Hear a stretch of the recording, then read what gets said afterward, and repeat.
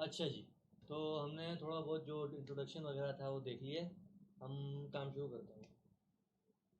Shortcut मारेंगे। उन्होंने थोड़ी बहुत क्लास का इन्फॉर्मेशन पहले दे दी थी, तो भैया कहाँ थी वो बोल रहे थे कि एक बुक की क्लास बनाओ, उसमें ये माल डालो, इनिशियलाइजेशन का फंक्शन, तीन फील्ड्स और ये मेथड्स।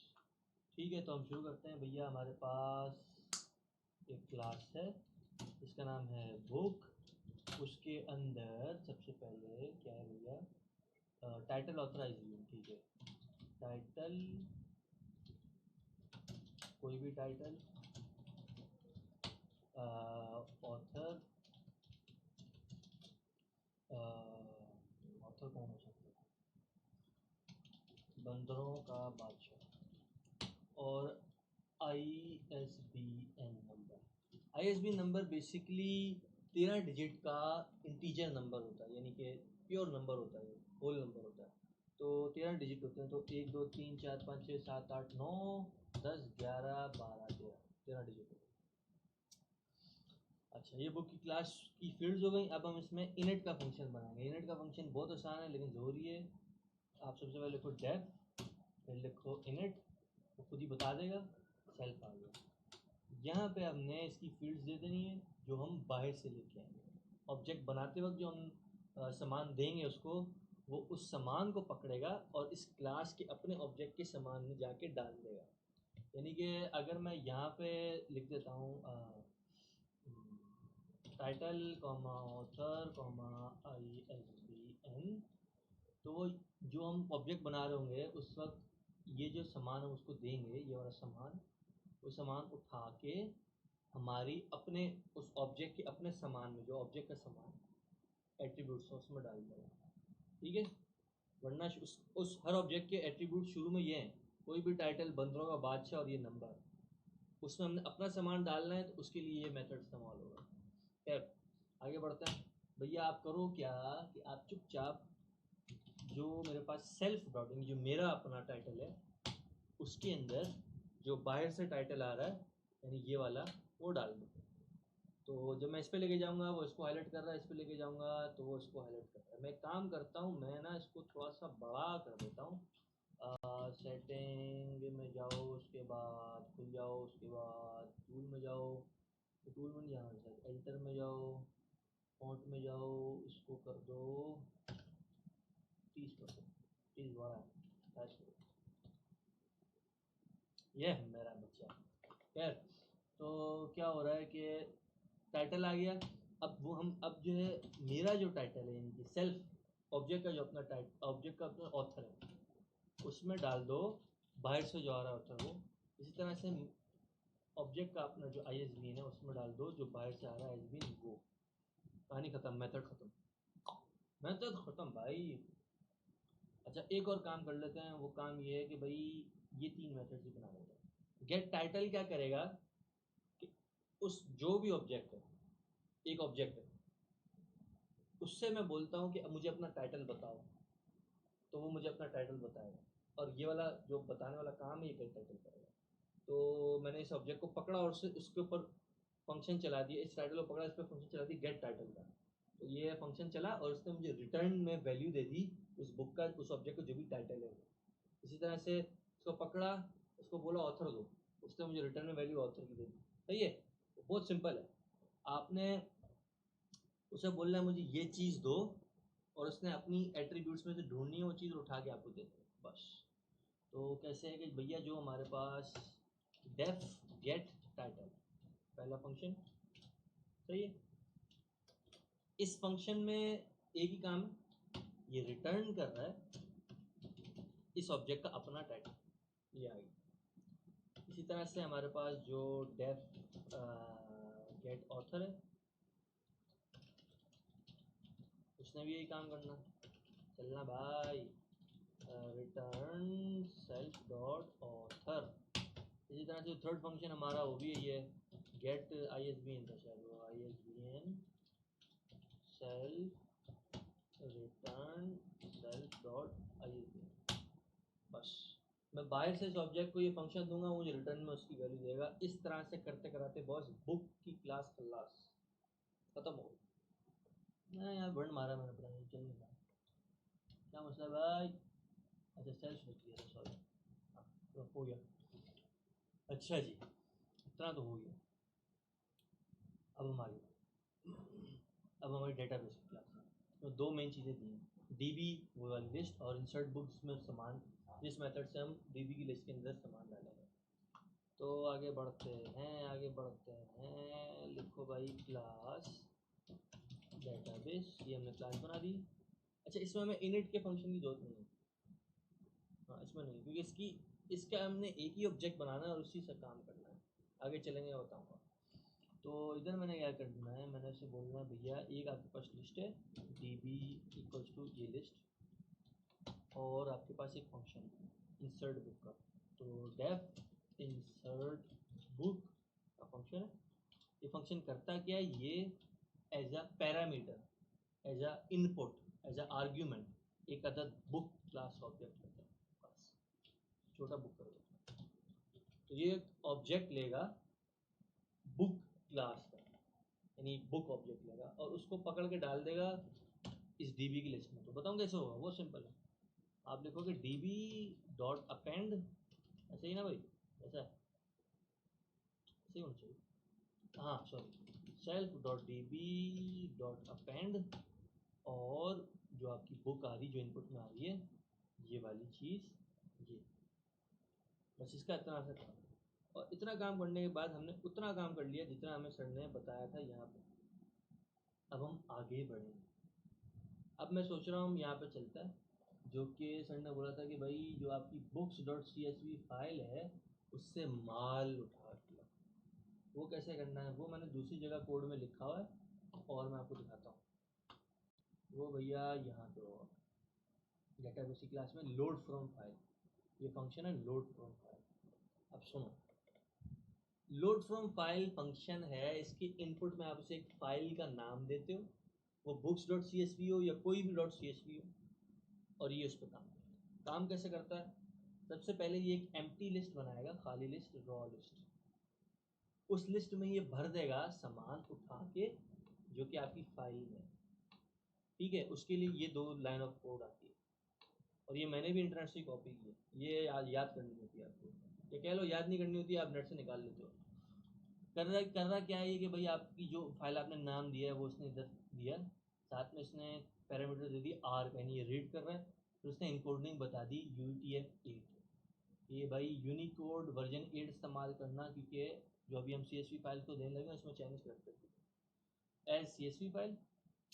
और ये आपकी लिस्ट आ गई रॉ लिस्ट, उसके अंदर ऐड का फंक्शन ये वाला, ये एक मैजिक फंक्शन होता है, ये डालना, और CSV reader dot CSV file. तो भैया ये जो चीज़ है ना, ये चीज़ मैंने भी नेट से उठाई, ये ऐसी की ऐसी आएगी। लेकिन ये दो लाइनों का कोड करेगा क्या कि जितना माल आपके पास उस फाइल के अंदर था उस सब माल को उठा के रॉ लिस्ट के अंदर डाल दो। सही। अच्छा अब हम एक लूप चलाएंगे, सही है। ये जो इसने माल डाला है ना, उसमें वो माल इसने डाला है यूँ कह लो लिस्ट के अंदर लिस्ट डाली है बेसिकली, यानी इसने इस तरह से माल डाला है। अगर मैं इधर आके आपको चला के दिखाता हूँ, इस तरह से देखो, ये देखो जो एक लाइन है ना, ये एक लाइन, ये एक इंडेक्स 1 पे ये लाइन है, फिर इंडेक्स 2 पे ये लाइन है, यानी लाइन बाय लाइन डाला है उसने, ठीक है। अब क्या है कि अगर मुझे इस लाइन के अंदर जो पहली वैल्यू है, यानी कि ये अगर हमारे पास एक लाइन है, इस लाइन के अंदर ये पहली वैल्यू है, कॉमा से सबसे पहले, कॉमा से पहले जो फर्स्ट वैल्यू होगा पहली वैल्यू, ये मुझे उठानी है, या मुझे सेकंड वैल्यू उठानी है हर लाइन की, या थर्ड उठानी है, मैं मज़ीद उसका इंडेक्स दे सकता हूँ। मैं क्या कह रहा हूँ, मैं ये कह रहा हूँ, ये देखो मैंने बोला कि भाई एक फॉर का लूप चलाओ, सही है, जो कि रॉ लिस्ट के अंदर जितनी लाइंस हैं वो हर लाइन को बारी बारी पकड़े। फिर जब वो एक किसी एक लाइन को जब एक बार वो पकड़ रहा है, तो उस लाइन के अंदर तीन उसको वैल्यूज मिल रही हैं, हर लाइन के अंदर तीन वैल्यूज हैं, नंबर एक वैल्यू, फिर कॉमा, फिर नंबर दो वैल्यू, फिर कॉमा, फिर नंबर तीन वैल्यू। तो वो क्या करे कि भाई वो एक बुक क्लास का ऑब्जेक्ट बनाए, ठीक है। और ऑब्जेक्ट कैसे बनता है भाई, इस फंक्शन से बनता है, ये फंक्शन ऑथर, टाइटल, ऑथर और ISBN से। मैं नीचे बना के दिखाया था। अगर मुझे खाली बुक बनानी है तो मैं ऐसे बनाऊंगा, मेरी किताब इक्वल्स टू बुक का ऑब्जेक्ट खोला, सही है। इधर मैंने ये देखो यहाँ पे बोल भी है टाइटल, ऑथर, ISBN। तो पहले मैंने टाइटल दे दिया काला बंदर, और उसका जो है ऑथर जो था वो काला बंदर की अम्मा थी, अम्मा ने अपने बेटे पे लिखा है काला बंदर की अम्मा, और उसका ISBN जो है वो मैंने लंदन कुछ भी डाल दिया। अच्छा ये नंबर है तो स्ट्रिंग नहीं है, ये मैंने कुछ भी डाल दिया। इस तरह से मैंने क्या किया, मैंने एक अदद किताब बनाई, यानी बुक बनाई, बुक का ऑब्जेक्ट बनाया, जिसके अंदर उसका टाइटल काला बंदर है, उसके ऑथर काला बंदर की अम्मा है, और उसका ISBN ये है, उसका ISBN ये। इस तरह से किया। अब यही चीज़ मैं कर रहा हूँ, लेकिन ऊपर यहाँ पे कहाँ गया भाई, ये मैं उसे बोल रहा हूँ कि जो रॉ लिस्ट के अंदर जो लाइंस आ गई, ये लाइंस आ गई, ये पहली लाइन है, ये दूसरी लाइन है, ये तीसरी लाइन है, तो मैं उससे बारी बारी लाइंस पे चलवा के बोल रहा हूँ कि जब भी तुम किसी एक लाइन को पकड़ोगे, यानी अगर मैं फर्स्ट लाइन पे हूँ तो फर्स्ट लाइन की पहली वैल्यू को उठाओ और बुक के पहले आर्ग्यूमेंट में डालो। बुक का पहला जो आर्ग्यूमेंट था हमारे पास वो था टाइटल, तो जो लाइंस है हमारी, लाइंस का भी जो पहला आर्ग्यूमेंट है वो बुक का टाइटल, सही है, ये टाइटल है शायद। तो ये काम करो भाई, कहाँ रह गया भाई, ये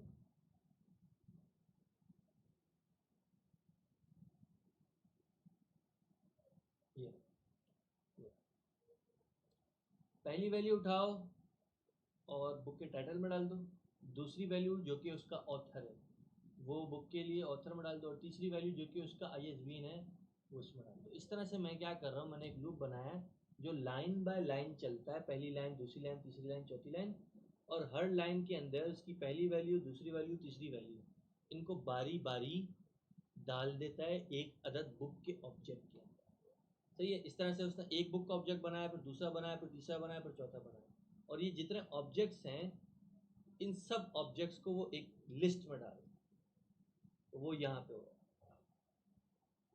जो आपके पास इस क्लास की अपनी लिस्ट है, बुक लिस्ट। अच्छा, कोड में उन्होंने, सर ने DB के नाम से बोली थी, मैंने DB यहाँ पे DB लिखी है, यहाँ पे DB लिखी है, लेकिन इस वाले कोड में मैंने बुक लिस्ट दे दिया था नाम उसका। तो वो क्या कर रहा है, पहले वो बुक का ऑब्जेक्ट बनाता है और उसको बुक लिस्ट की लिस्ट के अंदर डाल देता है। इस तरह से हमारा लोड फ्रॉम फाइल का फंक्शन चलता है।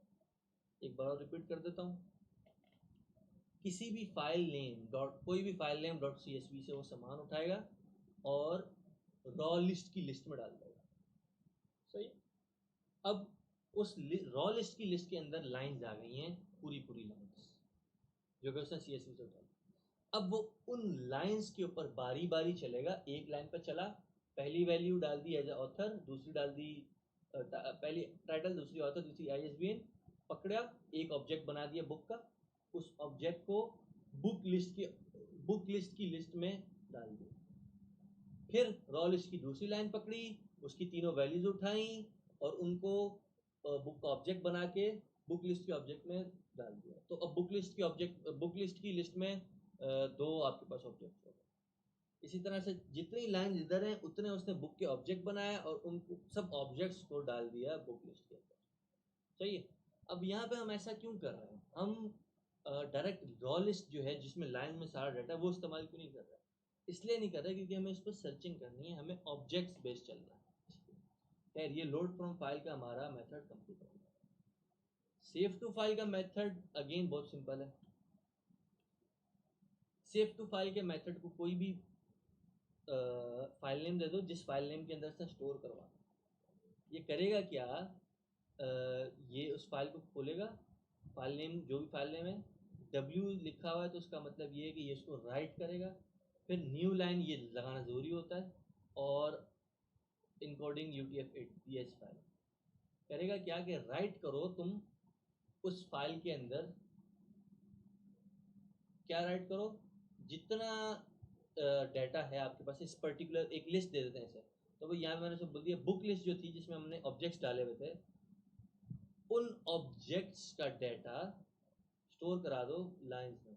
लेकिन यहाँ पे देखो कि मैंने book dot gate title, book dot gate author, book dot gate ISBN किया, क्योंकि यहाँ पे मुझे पूरा ऑब्जेक्ट स्टोर नहीं कराना, मुझे उस ऑब्जेक्ट की वैल्यूज़ को स्टोर करवाना है। क्योंकि यहाँ पे जो है हमारे पास पूरा ऑब्जेक्ट स्टोर नहीं हो रहा, वो तो फिर बाइनरी बेस्ड कोई वैल्यूज़ आती, बल्कि उसकी वैल्यूज़। तो भाई यहाँ पे क्या हुआ कि वो बोल रहा है कि आप बारी बारी बुक लिस्ट की पूरी लिस्ट पे चलो, हर ऑब्जेक्ट पे जाओ, हर बुक के ऑब्जेक्ट पे जाओ। सबसे पहले उसका टाइटल पकड़ो, वो डाल दो, उसका ऑथर पकड़ो, वो डाल दो, उसका आईएसबीएन पकड़ो, वो डाल दो, अगली लाइन पे चले जाओ और अगली बुक का ऑब्जेक्ट पकड़ लो। टाइटल पकड़ो, ऑथर पकड़ो, आईएसबीएन पकड़ो, इस तरह से करके हमारा सेव टू फाइल का फंक्शन सामान उठाता है उस एक लिस्ट से जो कि बुक के ऑब्जेक्ट की लिस्ट है, और उसको डाल देता है एक अदद फाइल। ठीक है। इंसर्ट बुक का मेथड मैंने अभी बताया था। इसको कोई भी एक बुक दे दो, बुक का ऑब्जेक्ट दे दो, और ये बुक लिस्ट की लिस्ट के अंदर उस ऑब्जेक्ट को डाल देगा। मुझे पता है ये बहुत ज़्यादा ओवरवेलमिंग लग रहा है, या बहुत ज़्यादा कह लो सर पे से गुजर रही बातें अब, लेकिन ये कि वीडियो को 2 बार देख लेना, 3 बार देख लेना है, मैं क्या कहूँगा, कॉम्प्लिकेटेड है तो है, मैं क्या कहूँगा। मतलब मैं कोशिश करता हूँ आसान से आसान समझाने की, लेकिन क्या करें यार, पाइथन है, पाइथन मुझे बुरी लगती है इसी वजह से। एक्सप्लिसिट नहीं, एक्सप्लिसिट आपको चीज़ें, पाइथन बेसिकली इंटरप्रेटेड लैंग्वेज है, तो इसमें इन्फेरेंस बहुत ज़्यादा है, वो क्या है वो कर खैर। अच्छा, अब यहाँ से हमारे फंक्शन जो हैं मेरे बनाए हुए लगे। याद करो उधर उसने बोला था कि आपके पास जो तरीका है सर्च करने का, वो 3 तरीके से आप सर्च कर सकते हैं, by title, by author, by ISBN. ठीक, हम ये तीनों फंक्शन अब बनाएंगे। तो जो हमारा सर्च बाय ऑथर का फंक्शन है वो क्या करता है, वो एक खाली लिस्ट लेगा। अच्छा एक काम करता है, हाँ वो एक खाली लिस्ट लेगा, ठीक है, और उसको हम इस फंक्शन को, सर्च बाय ऑथर के फंक्शन को एक अदद इनपुट भी देते हैं ऑथर, यानी कि कोई भी वैल्यू, कोई भी वैल्यू, ऑथर का पूरा नाम हो या थोड़ा नाम हो, जो भी है, वो करेगा क्या कि उसके पास जो बुक लिस्ट है उसके अंदर हर बुक के ऑब्जेक्ट पे बारी बारी जाएगा और उन बुक के ऑब्जेक्ट से बोलेगा कि गेट टाइटल, गेट ऑथर, मुझे अपना ऑथर दो। हर ऑब्जेक्ट को बोलेगा मुझे अपना ऑथर दो, ऑथर दो, ऑथर दो। उसकी जो वैल्यू आएगी उस वैल्यू को कंपेयर करेगा जो उसको इनपुट में वैल्यू मिली। तो ये गेट ऑथर की जो भी वैल्यू से मिल रही है यहाँ से, बुक डॉट गेट ऑथर, उसको कंपेयर करेगा, या कह लो जो उसको इनपुट मिल रहा है उसमें से। और वो कैसे करेगा, वो बोलेगा कि भाई मुझे ऑथर की वैल्यू मिल रही है इतनी लंबी, और मुझे जो वैल्यू इनपुट में आई है वो छोटी सी है। मुझे ये देखना है कि इस लंबी वैल्यू के अंदर ये छोटी वैल्यू कहीं पे फिक्स हो रही है, बस। अगर इस लंबी वैल्यू में लिखा हुआ है हैरी पॉटर और उसको इनपुट में आया सिर्फ हैरी, तो वो ढूंढेगा कि भाई इस टाइटल के अंदर कहीं पे हैरी लिखा हुआ है, अगर लिखा हुआ है तो ऑन, सीन ऑन है, अगर नहीं है तो खैर। ठीक है। फिर वो बारी बारी जितने भी बुक के ऑब्जेक्ट्स हैं, जितने भी बुक्स हैं, उन सब के ऑथर या टाइटल से बारी बारी पूछेगा। अगर उनमें वैल्यूज सेम आ रही हैं, जैसे अगर मैंने ऑथर के नाम वैल्यू सिर्फ जे दे दी, तो वो जितने भी ऑथर हैं जिनके नामों में जे आता है उन सब ऑथरों को स्टैम्प लिस्ट में डाल देगा यहाँ पे। वो यही चेक कर रहा है। अगर तो इनपुट में दी गई वैल्यू बुक ऑब्जेक्ट के गेट ऑथर की वैल्यू से कंपेयर हो रही है, फिक्स हो रही है, तो क्या करो, उस पर्टिकुलर बुक ऑब्जेक्ट को इस लिस्ट में डाल दो, टैम्प लिस्ट। तो अपेंड बुक को बेसिकली उस बुक को पकड़ के अपेंड कर दो इस लिस्ट में। ये लिस्ट पहले खाली थी, अब बारी बारी इसमें वैल्यू जाए। और हमें कैसे पता चलेगा कि वैल्यू मैच कर रही है नहीं, बड़ा सिंपल है। जब आप ये फंक्शन चलाते हो ना, स्ट्रिंग का फंक्शन है फाइंड, ये फंक्शन क्या करता है, जो आपने उसको इनपुट दिया है, जैसे यहाँ पे ऑप्शन है, ये उस इनपुट को चलाएगा जो उसको पीछे वैल्यू मिल रही है उसमें। अगर तो उसको वैल्यू मिल गई तो वो आपको इंडेक्स रिटर्न करेगा कि वो वैल्यू किस पर्टिकुलर करेक्टर के इंडेक्स में। जैसे अगर मेरे पास एक स्ट्रिंग है, माय नेम इज, मेरा नाम क्या है, माय नेम इज बंदर, बंदर नाम है। माय नेम इज अब मैं इससे फाइंड का फंक्शन चलाऊंगा ना, इसमें मैं डॉट इसको मैं इसके ऊपर अगर फाइंड का फंक्शन चलाऊंगा और बोलूँगा इस ढूंढ के लाओ, तो बताओ क्या करेगा वो, इस लिस्ट में चलेगा, इस स्ट्रिंग पे चलेगा और देखेगा ये हमारा ये 0 हो गया, ये 1 हो गया, 2 हो गया, 3 4 5 6 7 8, नंबर 8 पे उसको ये वाली वैल्यू मिल गई है। तो फाइंड का फंक्शन रिटर्न जो वैल्यू करेगा वो 8। अगर उसको इधर मैं लिख देता हूँ यहाँ पे माय,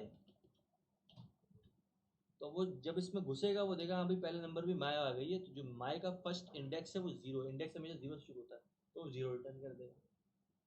ठीक है, अगर तो मैच हो रहा है तो वो इस स्ट्रिंग के अंदर जिस कैरेक्टर से शुरू हो रहा है ना वो उसको रिटर्न कर देगा। अगर कुछ भी मैच नहीं हो रहा तो वो -1 रिटर्न, बस। तो यहाँ पे मैंने इफ की कंडीशन लगाई है यहाँ पे कि भाई वैल्यू को फाइंड करो, और अगर तो वो मैच हो जाती है यानी वो -1 से वैल्यू बड़ी है, -1 से बड़ा क्या होता है 0 1 2 कुछ भी हो सकता है, लेकिन वो -1 नहीं है, -1 से बड़ी है यानी कि वैल्यू एग्जिस्ट करती है, उसको फिर उठा के आप उस बुक के ऑब्जेक्ट को उठा के आप डाल दो टेम्प लिस्ट में, और यही काम फिर आपके पास टाइटल में हो रहा है, यही काम आपके पास ISBN में हो रहा है। सही है। अच्छा, और इस तरह से हमारी डेटाबेस की क्लास हो गई खल्लास। रिकॉर्डिंग चल रही है नहीं चल रही है ज़रा मैं देख लूँ भाई, मेरी बैटरी खत्म होने वाली है। चल रही है रिकॉर्डिंग, कैमरा बंद है यार, ये क्या बदमाशी है, कितनी देर से बंद है, oh shit, oh shit, oh shit, भंड है भाई भंड है।